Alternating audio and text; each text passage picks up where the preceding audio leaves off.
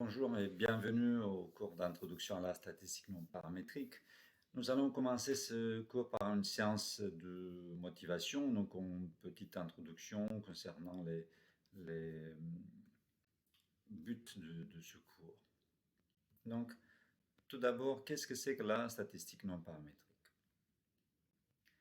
Pour ce faire, bien sûr, il vaut mieux se rappeler qu'est-ce que c'est la statistique paramétrique. Donc, la statistique paramétrique est un cadre classique de la statistique où le modèle est défini par quelques paramètres. Et j'ai noté ici θ, les paramètres qui font partie de R puissance K, K étant 2, 3, 4, un nombre entier en tout cas. Par exemple, le modèle linéaire gaussien, la loi des observations, Pθ, elle va être par exemple une variable gaussienne et de moyenne mu et variance sigma carré identité, donc c'est une variable indépendante entre autres. Et donc le paramètre qui nous donnera ce modèle, ça va être le couple sigma carré mu. Ici, remarquez que sigma carré, comme j'ai mis sigma carré fois identité, là c'est la matrice de variance-covariance. Ici, il reste plus qu'un seul paramètre. Donc finalement, il n'y en a que deux. La moyenne peut être n'importe quel nombre réel. Ou s'il y en a plusieurs nombres, ça va être R puissance n. Et puis sigma, ça va être un nombre positif. Donc c'est pour ça qu'on a mis R plus étoile. Et une fois qu'on connaît ce paramètre, la loi des observations, elle est complètement déterminée. Il n'y a plus rien à dire sur ces lois, elle est précise. Il y a autre chose dans la vie que les modèles gaussiens, par exemple des modèles de temps d'attente, qui sont assez souvent modélisés par des lois de type Poisson. Et donc ici, si Y est le temps d'attente, P de lambda, ça va être une loi de type Poisson. Ces deux sont des lois paramétriques, où les paramètres suffisent complètement à déterminer le modèle. Il n'y en a que quelques-uns de paramètres. Donc, la statistique non paramétrique, elle est un peu différente. Le modèle, il n'est pas donné par un nombre fini de paramètres, soit parce que le nombre de paramètres est infini, soit parce qu'on ne connaît même pas le modèle. On va donner des exemples de ces deux différentes classes, alors que parfois on peut s'imaginer que ce sont la même. Un exemple plus pratique. Donc on va considérer un constructeur automobile qui se pose des questions de type marketing. Voilà, il veut savoir qu'est-ce que ses clients achètent, quelles sont les voitures qu'ils préfèrent, etc. Donc ils achètent, ils vont débourser une somme, et bien sûr ça va dépendre de combien d'argent ils ont disponible et de l'utilité qu'ils vont faire de cette voiture. Et donc probablement qu'ils se disent la somme qu'ils sont prêts à débourser, ça va dépendre, ça va être en fonction de leur revenu et la distance qu'ils parcourent quotidiennement.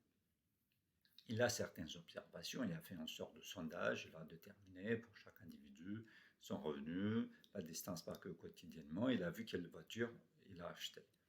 Et donc, il fait cette hypothèse que Y, qui est le prix de la voiture, c'est la somme que la voiture a coûté, est en fonction de X, X est ici en vecteur, X1, X2, revenu, distance. Et puis, à cette fonction s'ajoutent des erreurs qu'il ne va pas modéliser, soit parce qu'il ne peut pas, soit parce qu'il ne veut pas. Parce que sinon, s'il n'y avait pas ces erreurs epsilon i, ça serait quelque chose de déterministe. Très bien. Et donc, on peut maintenant faire des hypothèses. Donc, on a une variable à deviner ici, en fonction de deux autres, x qui a dimension 2. Plusieurs hypothèses sont possibles. Il n'y en a aucune qui s'impose d'elle-même. L'écriture du modèle n'impose aucune hypothèse, mais il y a plusieurs qui peuvent être faites. La plus simple, on se dit f est une fonction affine. Dans ce cas-là, il s'agit d'un modèle linéaire, puisque on aura f de xi, ça veut dire y, à des erreurs epsilon i près, f de xi, ça va être revenu fois une constante, plus distance fois une constante, plus une autre constante. Et puis, donc ça c'est un cadre où il s'agit de trouver 3 paramètres finalement. D'accord? Donc c'est un cadre plutôt paramétrique dans la vue de discussion qu'on a fait. Alors qu'une autre hypothèse, c'est de dire finalement, je ne veux pas me restreindre. La fonction f peut être n'importe laquelle, je ne sais pas quelle va être. Donc on ne fait pas d'hypothèse. On peut par contre se dire cette fonction elle est régulière. Par exemple, les dérivables. Est-ce que la fonction précédente était dérivable? Oui. Enfin, une fonction linéaire est classée infinie, c'est le modèle même de la dérivabilité. Parce que la dérivée, c'est une approximation linéaire de fonction. On peut dire il est dérivable que 2 fois ou que 3 fois, pas une infinité de fois, etc. Mine de rien, ceci donne déjà une classe plus restreinte de fonctions et on peut trouver des fonctions dans cette classe, par exemple dérivable 3 fois, qui reproduisent au mieux les données. Ce type d'exemple, qui est un exemple de régression finalement non paramétrique, qu'on verra au dernier chapitre d'ailleurs de ce cours, n'est pas le seul. Il y en a d'autres exemples. Par exemple, estimation de la fonction de répartition.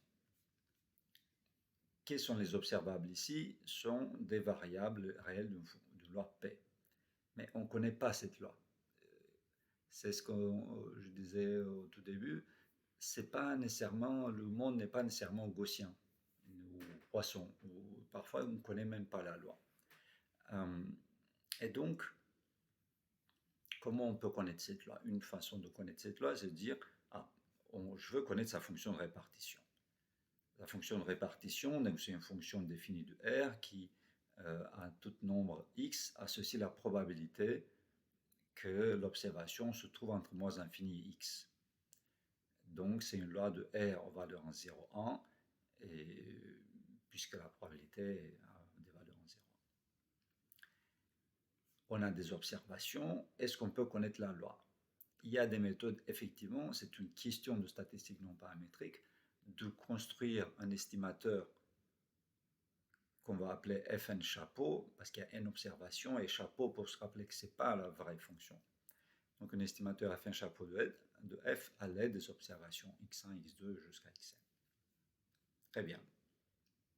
Il y a d'autres questions qu'on peut se poser. La fonction de répartition, c'est une façon, mais peut-être que cette loi, elle a une densité. Toutes les lois n'ont pas de densité, mais les lois qui ont permettent peut-être une visualisation plus intuitive. Sur la fonction de répartition, c'est difficile de voir précisément toutes les inflexions, toutes les localisations, etc. Alors que la fonction de densité, elle est plus aisée. Et donc, une autre question statistique non paramétrique, c'est de se dire, on observe x1, x2, xn, variables de loi P. Mais on suppose maintenant que P est absolument continu par rapport à la mesure de Lebesgue, et donc on essaie d'estimer sa densité F. On sait que la densité, c'est la dérivée de P, mais la dérivée de Fn chapeau, en général, n'est pas une bonne solution. Il faut faire autrement. Ça, c'est un exemple. C'est un exemple qui nous dit, voilà, on a des observations qui sont bleues. On peut paramétriser par une variable gaussienne. On sait faire, si on suppose que les observations sont gaussiennes, on peut trouver la courbe en rouge ici, qui est la loi gaussienne qui se rapproche de plus de ces observations-là, par exemple, en calculant la moyenne, la variance des observations ou par d'autres moyens. Est-ce que cette loi, elle est une loi gaussienne? Peut-être oui, peut-être non. Disons qu'il faut voir précisément combien d'échantillons on a. Et puis vers le côté gauche, bon, il a moins l'air d'une loi gaussienne. Et on voudrait connaître, en supposant qu'elle a une densité, quelle est sa densité? Une façon de trouver cette densité une méthode va nous donner cette densité en vert. On voit qu'elle a l'air de reproduire un peu mieux les données, en particulier côté gauche. Ouais. Donc il y a l'air d'avoir une asymétrie. Peut-être c'est une mixture de deux gaussiennes. Peut-être elle est une gaussienne comme ça et une gaussienne comme ça. La rouge ne va pas le voir, la vert va le voir. Donc c'est à nouveau des questions non paramétriques. La rouge, elle était paramétrique.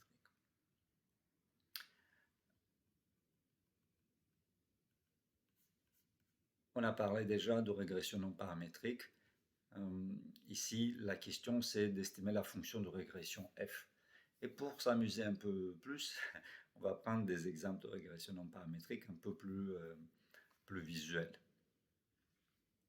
Mais attendons un tout petit peu pour parler de tests non paramétriques. On va voir les régressions non paramétriques tout à l'heure. Tests non paramétriques sont comme les tests qu'on a vus. Est-ce que, par exemple, la moyenne, est-ce qu'il y a des distributions qui correspondent à un échantillon donné, ou plutôt est-ce que l'échantillon correspond à une distribution voilà, dans une certaine liste? Ce sont des questions de tests paramétriques. Ici, les tests non paramétriques essaient d'étendre cette problématique. Donc, quelques exemples. Soit x une variable aléatoire et puis p une distribution donnée. On observe des réalisations du x. x1, x2 jusqu'à xn, des réalisations indépendantes, identiquement distribuées, donc d'où la loi du x. Quelqu'un nous dit, ah mais il y a une chance que p soit la loi du x. Donc, l'hypothèse H0, est-ce que x a la loi P? Et l'hypothèse H1, x n'a pas la loi P. C'est un exemple de test, sachant que peut-être la loi de P n'est pas une loi paramétrique, etc. Autre question très similaire, finalement, mais en pratique néanmoins différente. Si on a deux observations, par exemple un avant et un après, on veut tester si c'est avant et après quelque chose, et ce quelque chose a influé sur les observations. Donc on a x1, x2, xn, des observations de la loi similaire, de la même loi que x, et y1, y2, ym, un échantillon de loi y identiquement distribué, etc. La question c'est, est-ce que la loi du x est la même que la loi du y? Donc tester l'hypothèse H0 contre l'hypothèse H1. Et puis, une autre question qu'on peut se poser, c'est indépendance. Donc ici, ce n'est pas un avant et un après, ça c'est une certaine structuration. On va voir des exemples plus clairs, bien sûr, au fur et à mesure. Et donc ici, la question, l'hypothèse, est-ce que x est indépendant du y contre x et y ne sont pas indépendants. Et comme je disais, une sorte de régression non paramétrique, c'est plus visuel, c'est la classification supervisée que vous connaissez puisqu'elle est actuellement utilisée comme une des domaines de succès de tous les travaux autour de l'intelligence artificielle, de sciences de données, etc. Qu'est-ce qu'on observe? On observe un couple x1, y1, x2, y2, etc., où des y sont des étiquettes. Et, exemple, x sont des images, y sont des étiquettes. Et on veut trouver la fonction de classification. Ça veut dire, on veut associer à toute nouvelle image, par exemple, si x était des images, ici on a une étiquette. Par exemple, celui-là c'est un camion, celui-là c'est une voiture, celui-là c'est un cheval, etc. Un bateau, etc. Pour chaque, au début, on dispose des images qui ont chacune son étiquette. Mais nous, on veut, pour des images qui n'ont pas encore d'étiquette, de trouver leur étiquette. Donc, ce n'est pas exactement régression, mais néanmoins, c'est très proche. Et donc, qu'est-ce qu'on veut? On veut trouver une fonction de classification G à valeur dans 0, 1 jusqu'à L, c'est les indices des étiquettes. À noter qu'ici, ça c'est un ensemble qui n'est pas ordonné. Hein. On ne dit pas qu'un cheval est plus grand qu'un camion, ou bon, on ne les ordonne pas, quoi. Ou les chats ou les chiens, etc. Et donc, qu'est-ce qu'on voudrait minimiser? On veut trouver la fonction G qui associe à chaque image une étiquette telle que pour les observations qu'on a, l'étiquette diffère le moins possible les résultats de la fonction G. Donc on veut classifier, on veut tirer une conclusion en regardant une image, quelle est l'étiquette qu'on peut lui associer. Ici c'est une classification, c'est le résultat d'une classification sur CIFAR 10, donc il s'agit pour savoir à peu près les ordres de grandeur, donc CIFAR 10 c'est une base de données de 60 000 images, ce sont des images carrées, donc 32 x 32, avec 3 niveaux, 3 canaux, ça veut dire son couleur, il y a les 3 couleurs. Et c'est CIFAR 10 parce qu'il y a 10 étiquettes. Il y a également une autre façon, donc on peut aller un peu plus au-delà. Donc là, la loi des X, elle n'était pas vraiment donnée. C'est n'importe quelle image 32 x 32 x 3, ça veut dire n'importe quelle matrice 32 x 32 x 3 n'est pas une image, parce qu'il peut y avoir que du bruit. Donc on a une loi qui surreprésente certaines formes, certaines caractéristiques. On peut aller même plus. On peut aller vers la classification non supervisée. Par exemple, générer de manière automatique des images. C'est quoi l'idée? Donc, supposons qu'on a quelques réalisations, X1, X1, X2, etc. Quelques images. Supposons que quelqu'un nous donne des peintures, par exemple.